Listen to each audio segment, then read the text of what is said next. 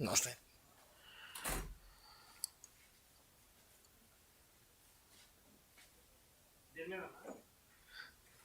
తిరుపతి.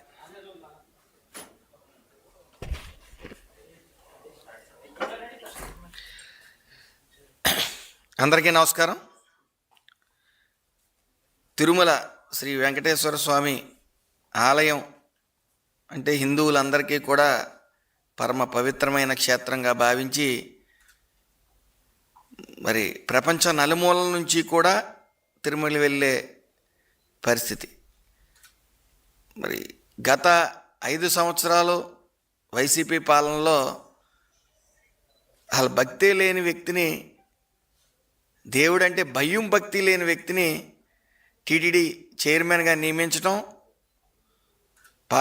పాలకవర్గంలో కూడా వ్యాపారం చేసుకునే వాళ్ళని, దర్శనాలని వ్యాపారాలుగా మార్చే వ్యక్తుల్ని అందులో మెంబర్స్గా నియమించడం, ముఖ్యంగా రోజా లాంటి వ్యక్తులు ఉన్నారంటే వాళ్ళు 30 మంది 40 మందితో దర్శనాలు కమర్షియల్గా డబ్బులు తీసుకుని మరి దర్శనాలకి తీసుకువెళ్ళటం, ఇవన్నీ మనకు తెలిసినయే. అయితే నారా చంద్రబాబు నాయుడు గారు ఏదైతే విఐపి దర్శనాలు కూడా తగ్గించి సామాన్య భక్తులందరూ కూడా దర్శనం అయ్యే విధంగా చర్యలు తీసుకుంటా ఉన్నారు. మరి మొన్న జరిగిన ముక్కోటి ఏకాదశి రోజున ఉత్తర ద్వార దర్శనం మరి మనందరికీ తెలుసు, లక్షలాదిగా మరి భక్తులు అక్కడ చేరుకుంటారు. మరి భక్తులు చేరుకున్నప్పటికీ లక్షలాదిగా ఎక్కడా కూడా చిన్న అపశృతి జరగకుండా చాలా ప్రశాంతమైన వాతావరణంలో భక్తులందరూ కూడా స్వామివారిని దర్శించుకోవడం జరిగింది. కొంతమంది మీడియా సోదరులు అక్కడ చేసిన చిన్న పని, ఏదైతే ముఖద్వారం ముందు తాళాలు వేసినట్టు వాళ్ళు పోస్ట్ పెట్టారో దాన్ని చూసి మరి భక్తులు ఏదో తొక్కిసలాట జరిగిపోతే మీరేం చేద్దరు, ముఖద్వారం తాళాలు వేయటం ఏంటని చెప్పి మరి వైసీపీ వాళ్ళు అర్థం లేని వాదనలో వినిపిస్తూ ఉన్నారు. వాళ్ళకి బుద్ధి రాదని చెప్పి, ఎందుకంటే పరమ పవిత్రంగా భావించే శ్రీవారి దర్శనానికి కానీ, శ్రీవారి భక్తులకు కానీ, అలాగే శ్రీవారి ప్రసాదం విషయంలో కానీ ఏ చిన్న తప్పిదం జరిగినా సరే అందరి మనోభావాలు వాళ్ళ సొంత ఇళ్లలో జరిగినట్టు, వాళ్ళు స్వయంగా వాళ్ళకే జరిగినట్టు భావిస్తూ ఉంటారు హిందువులందరూ కూడా. మరి మీరు ప్రసాదం విషయానికి వస్తే అందులో కల్తీ నెయ్యి కలపటం, సిట్ అధికారులు అక్కడ బంగారం డబ్బు కూడా సీజ్ చేయడం తెలిసిందే. మరి మొన్న జగన్మోహన్ రెడ్డి మాట్లాడుతూ లడ్డు అంటారు, ఏయో మాట్లాడతారంట, లడ్డు అంటారు, గిడ్డు అంటారు, ఏం మాట్లాడుతున్నారని చెప్పి ఆయన మాట్లాడుతూ ఉన్నారు. మరి అది ఆయనకి హిందువుల ప్రసాదం మీద ఆయనకి ఏ విధమైన నమ్మకాలు లేవు. ఆయన ఏదైనా పండగ వచ్చినప్పుడు ఒక సెట్టింగ్ ఒకటి ఇంటి వెనక వేసుకుంటాడు, అంతేగాని గుళ్ళకి వెళ్ళిన దాఖలాలు ఎక్కడా లేవు. ఇంటి వెనకాల సెట్టింగ్ వేసుకుని ఏదో ప్రసాదం కింద పాడేసి తింటున్నట్టు యాక్ట్ చేయడం, తలకేదో రాసుకుంటున్నట్టు యాక్ట్ చేయడం, ఈ నటనలన్నీ ప్రజలు గమనిస్తూ ఉన్నారు.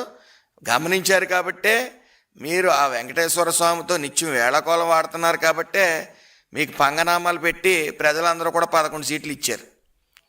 మీకు ఇంకా బుద్ధి రాకుండా ఈ రోజున మొన్న మళ్ళీ ఈ భూమన అనుచరుడు చేత మళ్ళీ ఖాళీ బాటిల్స్ పెట్టించడం, సాక్షి విలేకరుని అక్కడ పంపించడం, ఏదో ఇక్కడ వైకుంఠ ఏకాదశి రోజున అంతా ప్రశాంతమైన వాతావరణంలో జరిగింది, ఏదో అల్లకల్లోలు సృష్టిందామని చెప్పి ఆ బాటిల్స్ మళ్ళీ ఆడ పెట్టించడం, సాక్షి విలేకరు చేత, భూమన అనుచరుల చేత. మళ్ళీ భూమన ప్రెస్ ముందుకు వచ్చి దొంగేడుపులు ఏడుస్తూ ఉన్నారు. అసలు సిగ్గుందా? శ్రీవారితో ఏళాకోళాలు ఆడుతున్నారా? మీరు చిత్తశుద్ధిగా మీ నాయకుడు కానీ మీరు కానీ ఎప్పుడన్నా గుళ్ళకి వెళ్ళిన వైనం ఉందా? మీ నాయకుడు ఎలాగే వెళ్ళడం, మీరు ఏదో అలజడి సృష్టిందాం, ప్రశాంతంగా ప్రజలందరూ సంతోషంగా ఈ రోజున వైకుంఠ ఏకాదశి రోజున ఉత్తర ద్వార దర్శనం ప్రశాంతమైన వాతావరణంలో జరిగితే మీరు విష ప్రచారం చేస్తూ ఉన్నారు.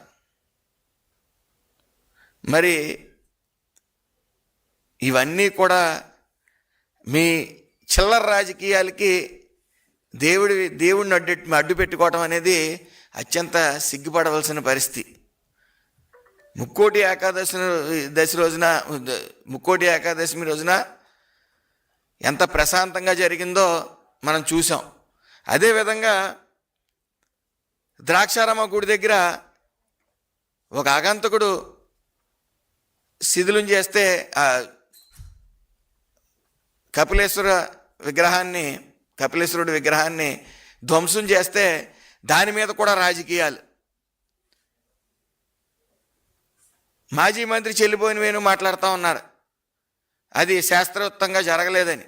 ఆగమ పండితులు ఆగమ శాస్త్ర ప్రకారం అవన్నీ చేశారు, అక్కడంతా శాస్త్రయుక్తంగా వెళ్ళింది. మీకు దమ్ము ఉంటే మీకు తెలియదు, అవగాహన లేదు, మీరు పండితులు కాదు, మీరు పండితుల్లో మాట్లాడుతూ ఉంటారు. మీరు రండి, మీరు 10 మందిని తెలిసిన పండితుల్ని తీసుకురండి అని. అక్కడ ద్రాక్షారామంలో పండితులు మరి ఎక్కడ పునఃప్రతిష్ఠ జరిగినా సరే, ఎక్కడ ప్రతిష్ఠ జరిగినా సరే ద్రాక్షారం నుంచి తీసుకెళ్లే పరిస్థితి.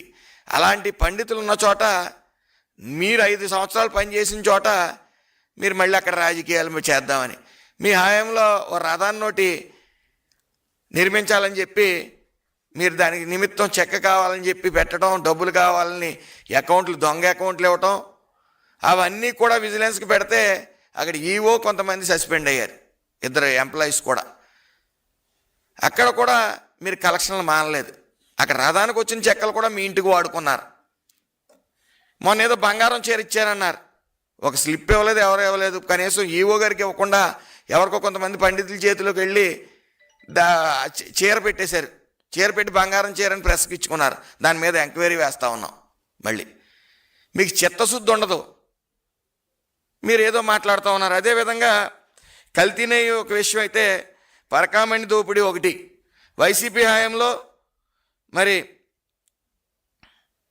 ఆపద ముక్కులు వాడి ముడుపులు దోపిడీ, అలాగే దొంగతనం బయటపడుతుందని చెప్పి మరి రాజీ చేసిన విధానం ఒక సినిమాని తలపిస్తుంది.